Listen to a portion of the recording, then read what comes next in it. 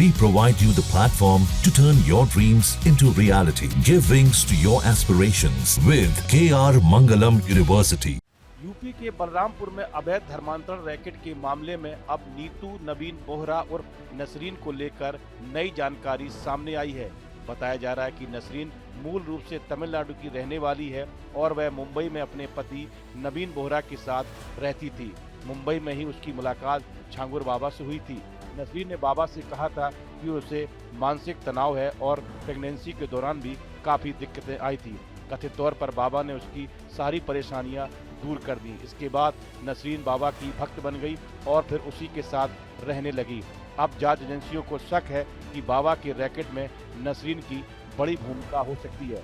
बताया जा रहा है कि मर्ज जानने के बाद जमालुद्दीन उर्फ छांगुर बाबा ने नसरीन को दवाइयां दी थी।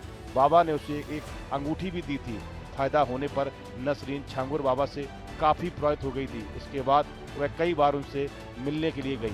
जांच में सामने आया है कि मुंबई निवासी नवीन बोहरा, उसकी पत्नी नीतू और नाबालिग बेटी सविया बीते 3-4 साल से बलरामपुर के रेहरा माफी गांव में रह रहे थे।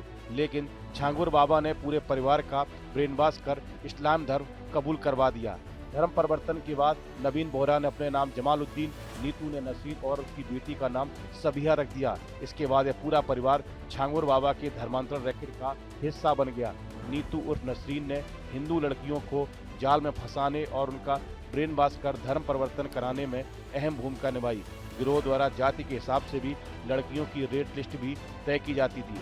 इस पूरे नेटवर्क को विदेशों से करोड़ों रुपए की फंडिंग मिलती थी। नीतू सिर्फ 7वीं पास है। छांगुर बाबा ने मुंबई के बोहरा परिवार को पूरे इस्लाम में धर्मांतरित करा लिया था।